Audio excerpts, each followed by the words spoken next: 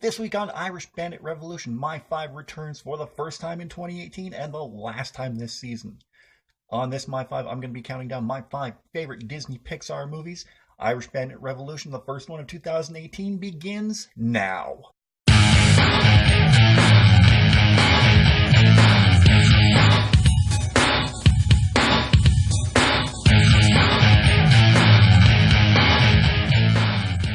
Welcome back to another edition of Irish Bandit Revolution. I hope everyone is having a great week, and I hope everyone is having a great start to their 2018.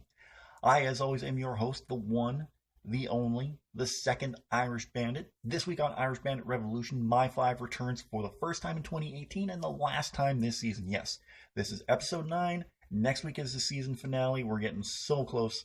I'll talk about more of that later. But for this week's High 5, I thought I'd do something very special. I absolutely love just about everything Pixar has put out since branding with Disney. You know, going all the way back to Toy Story back in 1994. There are some movies that I haven't watched yet, but I have watched a good bulk of the Pixar library, and I cannot wait for The Incredibles 2 to come out.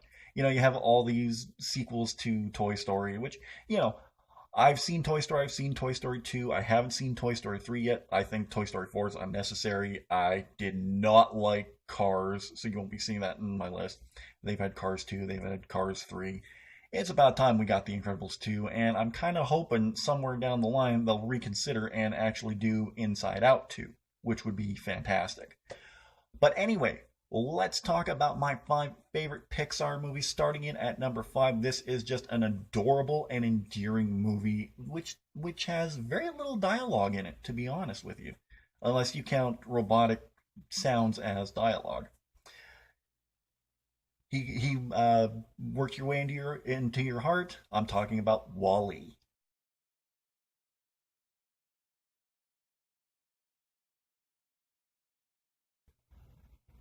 In my opinion, I think Wall-E is one of the most lovable characters that Pixar has ever produced.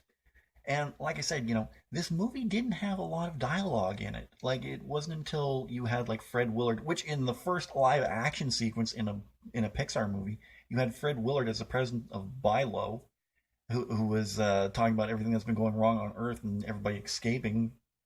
And then you had the captain of the Axiom.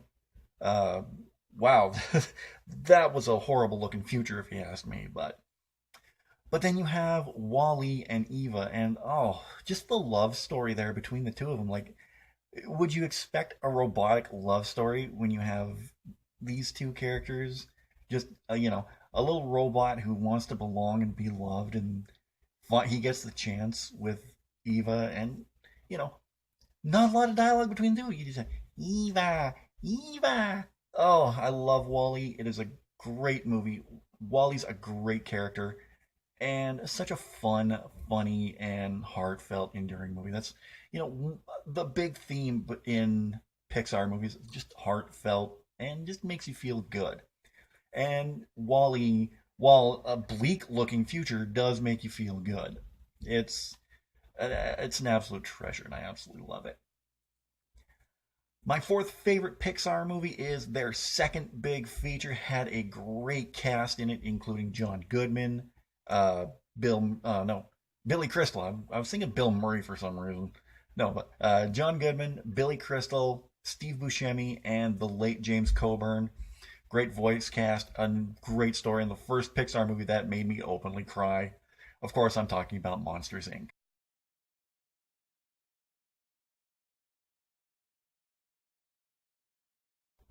I've always been fascinated with movies and stories that dealt with other worlds, like a world beyond our world, which is why I absolutely loved Monsters Inc. Like when you look in the closet, there's another world beyond that. You know, a city filled of monsters who are running on a energy shortage, who have to scare the children of the real world to power their homes and cars and everything. And then you have the story with the relationship between Sully and Boo, which is just one of the most lovable things I've ever seen. You have this cute little character of Boo, who all the monsters are afraid of, who, you know, In our world, you have like the monster under the bed or in the closet that scares you. A little 3-year-old child scares the monsters of this world, and you see how actually lovable these creatures are. This is just a beautiful story, and like I said, it was the first Pixar movie that made me openly cry. Like everybody had their moment with, Toy Story when Buzz finally realizes he's a toy. Yeah, that'll tug on your heartstrings. But for me, the ending of Monsters Inc. is so emotionally overwhelming that, spoiler territory, if you haven't seen it already, why haven't you seen it? Go see it. When Sully says goodbye to Boo and she jumps out of her bed and opens the door and Kitty, and nothing's there. The first time I watched that, I had my hands in my head and my hands just bawling my eyes out. That was such a wonderful moment. Now I know they did a sequel with Monsters University, which is more of a prequel. That's not what I wanted to see. I haven't seen Monsters University yet. What I wanted to see was like years later, like Sully seeing Boo again, but she's like 20 years old or 25 years old, and she has a child of her own now. That would be a great movie. But we got what we got with Monsters University, how Sully met Mike, and there were a lot of plot holes in that from what I remember. Because, in the original movie, Sully and Mike met each other in like sixth grade, and now they're saying they met each other in university. I don't understand it myself. Like I said, I haven't seen Monsters University. But that doesn't take away the fact that I absolutely love Monsters Inc. I think it's a fantastic movie, and it's one of the gems in the Pixar crown. Another one coming up at number 2, or probably the one everybody thinks of when they think of Pixar, but we'll get there in a second. Coming in at number 3 is a movie that absolutely floored me within the first 10 minutes and told a better love story than any movie that I've ever seen. And then it goes from having this loving and heart-wrenching love story to this fun adventure movie with one of the funniest characters that I've ever seen. Squirrel! Hi there. Of course, I'm talking about Up.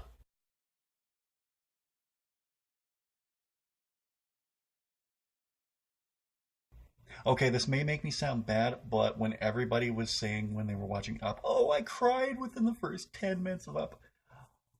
Honestly, I didn't cry. Not to say that I didn't love that opening. It was a fantastic opening, so well done. Conveyed all the emotions that it need to convey within the first few minutes of Carl meeting Ellie, them spending life together, and then Ellie passing away. Again, spoilers.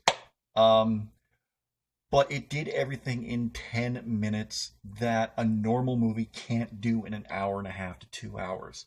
So Pixar did an amazing job with that. And then from there, you had just this fun adventure movie about Carl living his dream, going off to a faraway place to meet his hero. And it's there the old adage of never meet your heroes because they're never as they seem comes true for Carl. Like personally, I can't say that for myself given this past year. But when Carl met his hero, he turned out to be a lunatic, to be quite honest with you. And then you had Russell, the little wilderness scout, I guess. I don't remember what the name of them was in the movie, but they weren't Boy Scouts. Russell was just the funniest character, meeting that big giant bird, naming him Kevin, even though I think she was a female. And then you had Doug, the talking dog, Doug. Hi there, my name is Doug. You're my best friend. Squirrel. Hi there. I love Doug. He cracked me up every time he was on screen. Up is just a wonderfully mesmerizing movie that you should really watch. Up is just something anybody of any age can watch and be enjoyed by, and can totally enjoy. I think all these movies can, but Up most of all. Coming in at number 2 was the first big Pixar movie. It had a great, great cast behind it, including Tom Hanks, Tim Allen, the late Don Rickles, the late Jim Varney. An amazing cast, amazing story. It has spawned one of the biggest franchises in Disney Pixar history.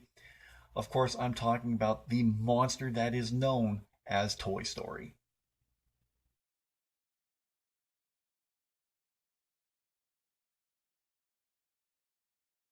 Who would have known one movie would have spawned such an empire for Pixar? You had the original Toy Story movie, which is a classic in every sense of the term. The writing, the acting, the animation is lush and beautiful. You can say what you want about CG, but that movie, Toy Story, was just completely beautiful in everything, in its animation, in its coloring. It was so bright and vibrant, and had such a wonderful story behind it. You had such great characters like Woody and Buzz and Mr. Potato Head. These were all recognizable characters. Well, maybe not Woody and Buzz because they were made for the movie, but you had Mr. Potato Head, you had Etch a Sketch, you had a Slinky Dog in there, played by the late Jim Varney, best known as Ernest P. Worrell. Mr. Potato Head, played by Don Rickles, who passed away earlier this year. No, sometime last year. I'm still in 2017 for some reason. But it's such a wonderful story of growing up and just how things change, really. Because you see Woody, who is the favorite toy of Andy for so long, he gets a brand new Buzz Lightyear figure. All of a sudden, Woody's tossed to the side for Buzz. And then you had that theme go on through the rest of the movies. I haven't seen Toy Story 3 yet. I am so behind. There are so many Pixar movies that I have not watched yet. I think there are more Pixar movies that I haven't watched yet than I have watched. I'm going to fix that. But then you had in Toy Story 2, where Buzz finds out his actual backstory, a marionette much like Howdy Doody, Woody's Roundup. And then I don't know the story of Toy Story 3 all that well, but I do know it made a lot of people cry. And apparently Toy Story 4 is coming out. Okay, I think they should have stopped it at Toy Story 3 because everyone says it was a perfect ending. But they have Toy Story 4 coming out very, very soon. It's like I said earlier, with so many unnecessary sequels coming out with like Monsters University and Cars 2 and Cars 3, why not make an Inside Out 2? I know The Incredibles 2 is coming out, and that one I'm looking forward to. That is not an unnecessary sequel. That one is totally necessary. But I think Toy Story 4 is kind of unnecessary because the story's been told, unless you're doing it with new toys, which I doubt. Because I think Tom Hanks and Tim Allen, which is great. I think Tom Hanks and Tim Allen do a fantastic job as Woody and Buzz. But, it's time to put Toy Story to rest, Pixar. You ended it well with Toy Story 3. Why keep beating that dead horse named Bullseye? See what I did there? Okay, before we get to number one, I couldn't put all these on my list, but I loved these movies as well. Here's a quick look at the honorable mentions. I'll get more into detail on them on Thursday on Irish Bandit Extra.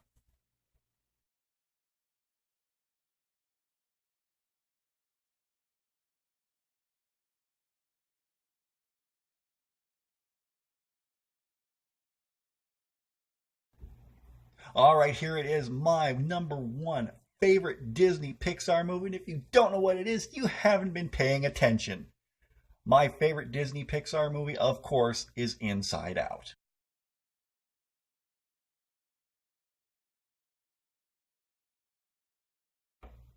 If you've been watching my channel for any length of time, you know how much I love Inside Out. It is just, I don't want to say it's a perfect movie because no movie is ever really, well, unless you're talking about Citizen Kane, but no movie is ever really perfect. But this is as close to perfect as you can get, from the casting to the writing to the animation. It's just, everything is so beautiful and well done.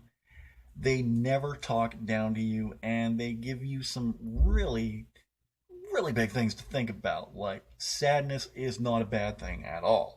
Like, that's the overall takeaway that I get from the movie, and sadness is the hero of this movie. But, I'll keep saying it till I'm hoarse. Inside Out is just a fantastic movie from beginning to end. It just starts great, it ends great. You laugh at the right moments, you get emotional at the right moments. You go through every emotion that is conveyed in this movie. You have moments of joy. You have moments of anger. You have moments of sadness. It does everything it sets out to do, and it does it well, which is why I would love to see an Inside Out 2. Like, bring in new characters, new emotions. Like, Inside Out 2 takes place, what? Riley's 12 now? It takes place 6 years later. Riley's 18 years old. We're introduced to a new emotion, love. Or no, actually, wait, hold on. I have a trilogy planned out for Inside Out. Well, the first movie, 2 parts of a trilogy. The second part takes place about maybe 2 years later. Riley's parents tell her that Riley's mother is pregnant, which manifests disgust and anger to create a new emotion. They have a baby, jealousy, and then the part 3 takes place a few years later after that. Riley's 18, 19, 20 years old. She's all grown up. A new emotion emerges called love when she meets her boyfriend. I think this would make for great movies and great watching. So Pixar, I want you to reverse your decision about not making any more sequels, because we need an Inside Out sequel or two. That would be fantastic. As long as you can get Amy Poehler, Phyllis Smith, as long as you can get Lewis, what's his name? Lewis something or other. Lewis Black, that's it. As long as you can get Lewis Black back for Anger, because he was fantastic. I loved him as Anger. If you can get Bill Hader back as Fear, and Mindy Kaling back as Disgust, it would be awesome to see that, and I really want to see at least a sequel. A second movie to the Inside Out franchise would be my dream. And if they did one of those two or combine those two, well, no. I don't think they should combine the two ideas that I have. Just pick one and go with it. But I would love to see that, and I'll rave until my dying day about Inside Out. It is my favorite Disney Pixar movie, and overall, it is my favorite movie of all time. And it actually beat The Boondock Saints as my favorite movie. So that tells you what an impact this made on me. So, and I have the pop figures of joy, of sadness, and of joy. I'm not going to bring Joy out because she's top heavy and she'll just fall over. But anyway, yeah, Inside Out is my favorite Disney Pixar movie. Well, that about does it for this episode. I hope you guys enjoyed it. If you did, don't forget to hit that thumbs up. I'd really appreciate that. What's your favorite Disney Pixar movie? Leave a comment down below to let me know. Don't forget to share this video anywhere you can on Facebook, Instagram, Twitter, wherever. Over my shoulder here, you're going to see a link to last week's episode, 2017, A Year in Review, some of the biggest news stories, and look back at those we lost in 2017. In the description down below, you're going to see a link to the Irish Bandit shop. You can pick up all your Irish Bandit Revolution merchandise. We have stickers, we have t-shirts, we have baseball shirts, we have leggings, we have women's tank tops, we have coffee mugs, travel mugs, phone cases, anything you can think of. Get the jump on 2018 with your Irish Bandit merchandise. I do get a small percentage of the profit, but that is all going towards making this a bigger and better channel. And if you're new to the channel, don't forget to subscribe. And if you're already subscribed, don't forget to hit that. Don't forget to tap that bell. Hit that thumbs up, tap that bell. Do both. Tap that bell, and you'll be notified whenever I upload anything new or whenever I go live. Okay. Thursday, I will be back with a brand new edition of Irish Bandit Extra, where I'll be talking about the honorable mentions of this episode. And then I will be back next Tuesday with a very special live season finale of Irish Bandit Revolution. Now, normally it would be 2:30 Central Time, but it may be a little later than that. I don't know. I have something else pressing that I have to do next Tuesday. So we'll see. I'll definitely be going live sometime next Tuesday, but we'll see. And then I'm just taking the rest of the month off to deal with everything that I've been dealing with. And then I'll be back with a brand new edition of the High Five in February. All right, guys. Well, have a great rest of the week.